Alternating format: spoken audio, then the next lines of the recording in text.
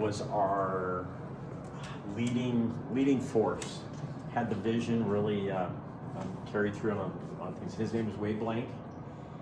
He was a graduate of the seminary school at Kent State in Ohio. He was actually there during the Kent State Massacre, and for those that don't know, Kent State Massacre, the National Guard was called out to Vietnam War protests in 1970, and they actually lined up and shot and killed the protesters. So he was there during that. He was also went and participated in the March on Selma with Martin Luther King Jr. And the things he learned there were very, very core to the disabled rights movement. And first and foremost was nonviolent actions, with the theory that as soon as you go from, you lose your message as soon as violence happens. It becomes a secondary or last priority, or the last message is really goes out. So, and we see that throughout history. So he was in Ohio. He decided he didn't want to be there anymore, moved to Colorado. Somebody suggested that he apply for a job at a local nursing home in Lakewood, off of 10th and Sheridan, just on the Lakewood side of Sheridan. When he got there, the things that he first discovered that literally people that lived there, they would have a 90-year-old man roomed with a 14-year-old boy, which is just so many kinds of wrong. A lot of the problems there stem from the lack of supports, lack of staffing. Most of the staff there were not bad people. It's the system that was so neglectful. And we're talking about the early 1970s here, but just the neglect that happened. People getting, bed sores from neglect, infections.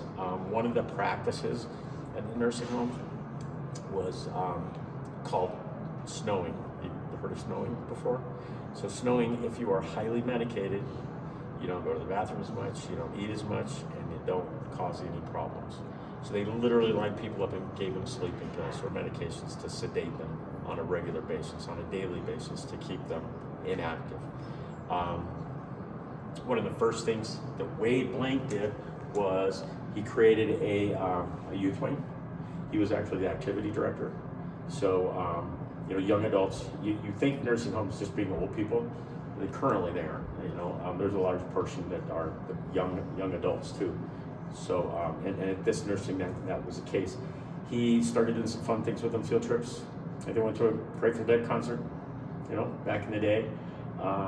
They took a trip to the Capitol to tell legislators how yucky it was, how horrible it was to live in a nursing home. Of course, management didn't like that a whole lot. But one of the big things that he asked them, what do you want? What the young adults there, the teens, the young adults, what do you really, really want? And they all were like, we want to move out. We want our own apartments. We want our independence. Not have to live this horrible, terrible life anymore. So, actually, I was just our museum. I like to point this out. I haven't done this very often, but this is our kitchen here at that we do cooking classes and things in. But I like to point out to people that we have actual remains of a couple people, because Atlantis was so important to them that they asked for their remains to be wherever Atlantis was, and I think it speaks a lot to what the movement and what we do here at Atlantis and Centers for Independent Living. So we want out of the nursing home. In fact, Wade had one young adult. His name was Mike Smith. Had muscular dystrophy and didn't have use of his arms or legs, but he was one of the he was the first person he just absolutely promised to that he would get him out of the nursing home, and he did. He got him and 12 other individuals out of the nursing home, and they moved into a low-income housing project called Las Casitas Housing Project. And Las Casitas housing project was off of 13th and Federal. And this would have been like 1973, 74. One of the things I have to tell about Mike was a poet, and back at the nursing home, they actually would not write his poetry down for him. He didn't have use of his hands, which I just think was just terrible, terrible. So Las Casitas housing project they moved into was a very, very interesting place. We're talking the early 70s. It had predominantly immigrant families, a lot of Spanish-speaking families, but it was also the end of the Vietnam War. So a lot of Southeast Asian families and people had moved here to Denver. And I always like to talk about intersectionality here, especially the intersectionality of disability. Disability doesn't discriminate. Anybody at any given moment, doesn't matter your race, your age, your identity, whatever, how much money you make, is that disability, anybody can become disabled at any given moment. So I also like to say that it's our tendency as a society to devalue each other because of our differences, which just is wrong. We should be celebrating our differences. You know, this is the only way we'll truly move forward and find solutions to a lot of our problems. So anyway, so that's what Las Casitas housing project was all about. The individuals have moved out in there. So now we're out in the community. We're in apartments. It's awesome, but we want to be able to get around town. You know, we want to go spend our money, go visit our families, concerts, museums, whatever we want to do. Well, at the time there weren't any buses that were accessible, and RTD here in Denver refused to make their buses accessible. In 1974, Atlantis filed suit against RTD twice and lost both cases. Back at that time, judges just had no clue about disability rights. Because of that, though, these 19 wheelchair users up here, they all went and chained themselves to the buses at Colfax on Broadway, July 5th, 1978. They were there for 2 days, mainly because Denver Police Department didn't know what to do. They didn't have a way to transport people in wheelchairs, and the jails weren't accessible. But this action, this protest, had a huge impact on the rest of the country. It really showed the disabled community that, yeah, we have a voice and we can use it, we can get out and protest. So from this, several protests then popped up around the country at various transportation conferences. I like to share an individual story. This person, Larry Ruiz, had cerebral palsy, nonverbal, used the power wheelchair. He, even though he couldn't speak, he had a voice and he chose to use it. You know, we don't all have to, you know, put ourselves at risk in front of a bus, but we can all be educated voters, you know, I like to represent.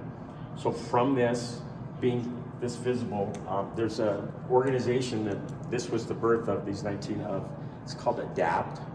And if you've seen any protests for the last 15 years, pretty much, that involved disabled rights, it was ADAPT that did that. So pretty amazing that they actually, at the peak of ADAPT, had over 300 chapters across the United States. Wow. Yeah, so one of their first actions here in the Denver metro area, in 1981, the city of Denver was not going to make all their curb cuts, or make curb cuts on their sidewalks. Curb cuts meaning the dips sidewalk to be able to cross the street.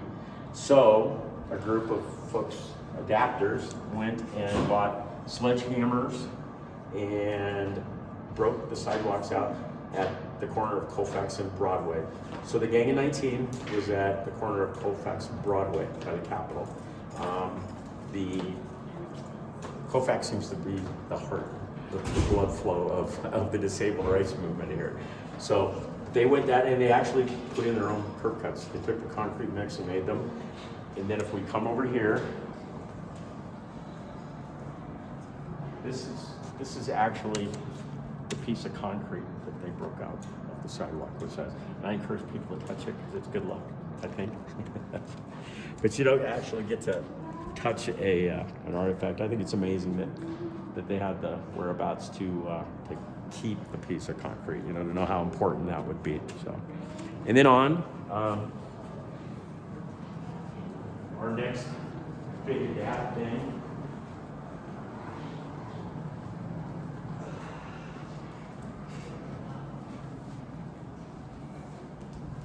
The next big adapt action was at a McDonald's in 1984 at Colfax in Pennsylvania. At that time, most fast food places really weren't accessible. They had countertops that were way too high. You couldn't get in the bathrooms, on and on and on. So Adapt went and protested there. Because of that protest, the CEO from McDonald's came to Denver, met with Adapt, and McDonald's became the first fast food chain to become accessible. So you think about it, we're going from locally to nationally, so that the Gang in 19, just that energy that they created towards the movement, just, grassroots, not too many groups of just 19 people have made the difference they have. So from all this, the momentum kept carrying to eventually 1990, the signing of the Americans with Disabilities Act. The big march to get Congress to pass it was called the Wheels of Justice, and hundreds of individuals went to Washington, D.C. We have pictures over here of the Lincoln Memorial, and then one of the big things that they did at this action was referred to as the Capitol Crawl. Individuals got out of their wheelchairs and climbed the 74 stairs. One of those, her name is Jennifer, she was 8 years old. At the time, I actually got to be here this summer. She told me the story. At the time, a lot of the organizers didn't want her to make the climb. So she went to Wade Blank and told him that, all the other all the other 8-year-olds are depending on what I do. I just think that's amazing that somebody that age would have that, that conviction and smartness, So Wade was like, yeah, climb it. She climbed it. And her picture was a lot of the reason why then it was past that final tipping point. The story that she told me, she got like almost to the top and her knees were bleeding, kinds of things, thinking about stopping, and this man that was crawling up in front of her turned around and said, "You're almost at the top of the mountain." So I think it's pretty, that gets you right there. The following day, the group also wheelchair users went and chained themselves together in the rotunda of the Capitol. And between her and them, that picture, that really was what, Congress just, hey, we gotta pass it. So they finally did, so.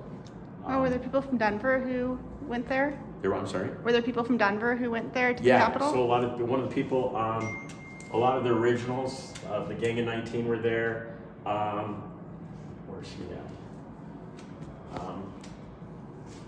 Dawn Russell, she actually has been one of our board members, chairman, and is really involved today. Does a lot of stuff. But yeah, a lot of Denverites there. And Wade's crew, he had his crew. And actually, Jennifer was from Colorado too. So, yeah. So the next thing we may want, actually I gotta show off. We had a man, Scott Nance, that made these Legos. So we got the Gang of 19 at the bus. Then we've got the U.S. Capitol. And then next to that is McDonald's.